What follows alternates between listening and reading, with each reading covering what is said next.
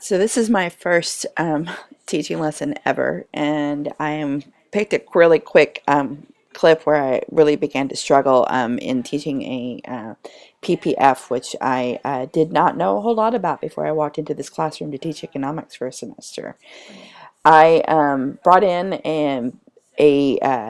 a real world example of my knitting, which seemed to really interest the kids. And to this day, they still keep asking me if I'm going to teach them how to knit in class one of these days. While I really got a lot out of the experience, I was slightly terrified, and only terrified when I stood up there for the first time. I was completely confident until the second I stepped in front of the kids.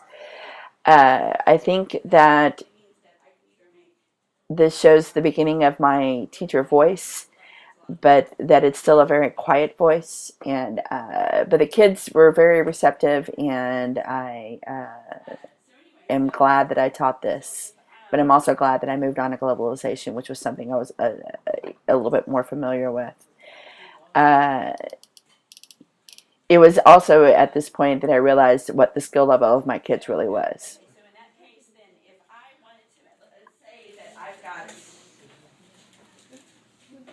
Oh, 16 presents to make. Do I want to make 16? If I decided to, I was just going to go all gloves, okay? And I was going to, and no scarves. So how I would plot that on my production possibilities curve or frontier is here's 0 for scarves, because I would I could make 16 pairs of gloves, and then how many pairs of how many scarves would I still be able to make if I did 16? Can anyone tell me exactly how that works? Or I'm sorry, can anyone tell me how many scarves I could still make if I made 16 pairs of gloves? If I still had, if it takes me if I have 24 skeins, and it takes me one skein to make a pair of gloves, and so 16 from 24, that means I would have 8 left, right? I would have 8 skeins left, and it takes. Here's a quick point where I do actually check for understanding as I'm explaining this complicated task to them. To make a pair of scarves, so I could still make. If I had 8 left, I could still make 4 scarves. Is anybody? Are you guys following me so far? Yes, ma'am. Okay, thank you, Caesar. So what I would do on my production possibilities curve is I would go 16, and then I would plot my point right here at 4. So I've got 4 scarves and 16 gloves. And even another handout right now that I forgot to hand out when I was taking that one out. So here's where the students, this was the day that we introduced the globalization unit, and they've just received a list of key terms from the chapters that they're going to be covering. And we're about to watch a video about capitalism in China. And this is my introduction to the subject, and I talked about the Olympics and their relationship to the world, and in an effort to connect the kids with prior experience and prior knowledge to the task at hand. And I stress the vocabulary big time through this entire lesson, and they've just received their handout of their vocabulary for the lesson, as well as an interactive worksheet that they filled out while we're watching the video. And this is my introduction. So since the Olympics, the Summer Olympics, they kick off in August. But in 2008, so think of this, Beijing, 2008. All of this new capitalism is going on in. Are you one short? Yeah. Okay, all right. I'll bring you guys a copy in just a sec. Then anytime you can look at that together. So in 2008.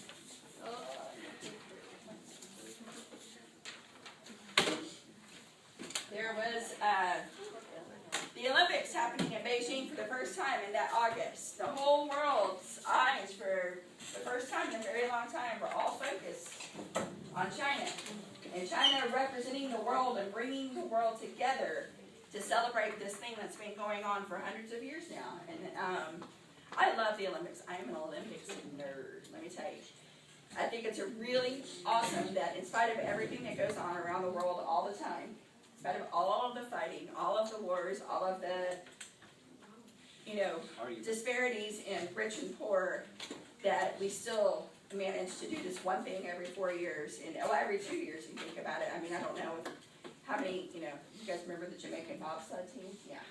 They sent them to the Winter Olympics too, but the Summer Olympics, everybody's always the big one. It's the one where everybody comes, and they all hang out in places that we wouldn't sometimes even normally get to go because of conflicts. And they celebrate the world being awesome, and they compete in a non-violent way, and they give away medals, and they have parties afterwards. So it's pretty great, if you ask me. And compete. Yeah, I agree. I couldn't agree more. And there's pomp and circumstance, and James Bond, parachuting out of, in 2012, he parachuted out into the stadium with the Queen. And it's pretty great. So here's the world all looking at this former communist state that hadn't had an Olympics before. So it's a big deal. Probably a little bit of pressure going on in China to kind of get this all together and get it done, because the world was coming to their doorstep and knocking on the door saying, hey, what's for dinner? And so May 2008, 2 months before this happened, one of the largest earthquakes in the history of ever happens. The kids had a map in front of them, that of the same map that they see on the board right now, and that was my tie-in between the two things. Then on the flip side was they had essay, thought-provoking questions to answer in essay format about what they saw in the video. And it is like the one place that Americans don't know about, because it's one of those cities that when China really started getting industrialized and profitable, it kind of popped up. It's along the river, and it's like the place that nobody knows about yet. It's kind of cool. We're going to watch a video about it that Tech Koppel, who went into China right before the 2008 Olympics, was there for the earthquake, and he made this video called the People's Republic of Capitalism. I was also proud of the geography that I brought into this lesson as well, because in a unit about globalization, it's kind of a really great opportunity to get multidisciplinary and bring in different aspects. And geography was something that my guiding teacher stressed that the kids just didn't get enough of, so I was happy to bring a map into the lesson. We may not get done with it today, but we'll watch the rest of it on Tuesday, and we'll finish those up. In the meantime, pay attention. If you hear the terms on your key terms list, underline them, look them up, because there are a bunch of them that are mentioned in this. And follow along and see what brands and things you recognize. Research. So we're going to talk about resources for a minute. Because when you look at, there's something I did, guys, when I gave you guys your assignments for your countries, is I wasn't very clear on the assignment sheet about the kind of resources you needed to have on your, for the test, or for your presentation. So I'm going to go over that real quick, and I'm going to show you guys where I changed my mind about something. Okay? So the summative assessment for my unit on globalization was the kids were each given a underdeveloped country and a case file for them, and their job was to report how globalization was affecting the country they were assigned to. And they were assigned groups, and they were given research time in the library to get their resources together in a series of questions in the assignment that were supposed to help guide them to being able to report how globalization was affecting their country. But the thing that I quickly came to realize was that my students' research skills were lacking for the most part in all of my sections, regardless of prior performance in the unit. So this is a segment of the direct instruction I did on primary and secondary resources. I really felt that I found some great resources and videos to help them take notes and explain the the differences and how to use them. And I think that it was successful because when they did present, we really did see some. I saw better results than I was getting in my initial observation and helping with their research. And this can be printed on a separate Word document page or the last slide of your presentation. That's the same, but what's different is this. You must use at least 4 primary or actually secondary sources. The Wikipedia page does not count as one of your sources, but is provided to give you a start on the basics. So I said just primary at first, which is not correct. It should have been primary and secondary. So that you should know. And on that note, we're going to talk about primary and secondary sources. What do I mean when I say, what does the word incredible mean, guys? Incredible? Incredible. My motivation for the task, the direct instruction, was a really funny internet meme of a picture of the Incredible Hulk being instead called the Credible Hulk. And the reason why you wouldn't like him when he was angry, it was because he would back up his facts with credible resources. And so therefore he was the Credible Hulk. And he even had glasses on. It was really funny. And the kids, while they don't look like they enjoyed it, they did actually ask me for copies afterwards. It kind of brought it all together and got their attention in the beginning.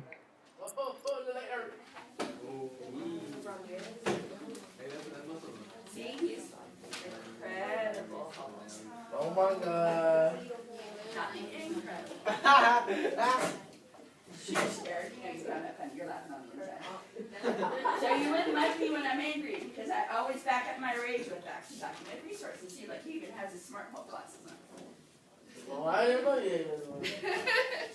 So anyway, so we're going to talk about resources and what is credible and what is incredible and what is believable and unbelievable. And we're going to do it by watching videos. Yay! All right? So what I need you guys to do is we're going to watch 2 very short videos. One's about 7 minutes long, one's about 4 minutes long. And during the videos, I want you guys to take Cornell notes so you can write down some of the things that they're going to tell you. Primary sources are created by those who have directly witnessed what they are describing. They are original documents and usually don't describe or analyze other documents. Primary sources may be published, but sometimes they are unpublished.